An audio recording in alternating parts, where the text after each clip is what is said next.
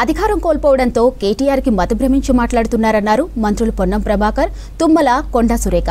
ఇక సిద్దిపేట జిల్లాలో పర్యటించిన మంత్రులు గజ్వేల్ మార్కెట్ కమిటీ ప్రమాణ స్వీకార కార్యక్రమంలో పాల్గొన్నారు.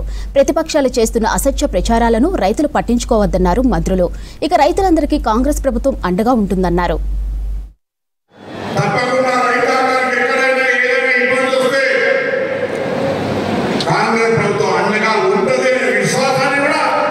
ఈ సందర్భంగా ఆదాయం జరుగుతోంది. ఇప్పుడే వరిధాన్య ఉత్పత్తి మార్కెట్ వస్తూ ఉంది.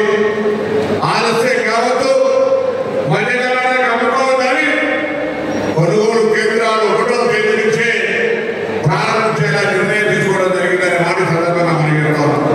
ఆ విధంగా రైతాంగానికి అన్ని రకాలుగా అండగా ఉంటూ రైతులకు సంబంధించిన విషయంలో ఎక్కడ ఇబ్బంది లేకుండా ఎప్పటికప్పుడు సమీక్ష చేస్తూ అనుభవజ్ఞుడైనటువంటి తుమ్మల నాగేశ్వరరావు గారి నాయకత్వంలో వ్యవసాయ దశను ముందుకు తీసుకుపోయే ప్రయత్నం చేస్తా ఉన్నాం.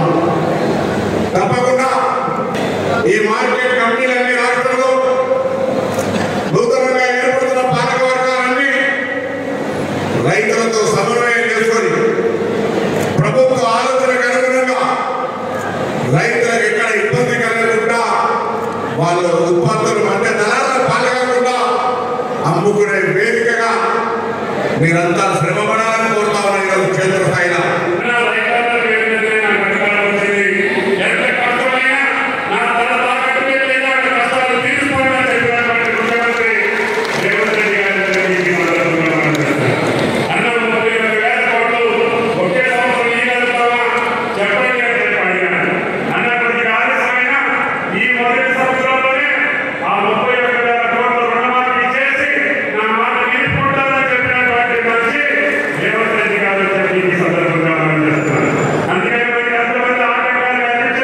ఉపయోగ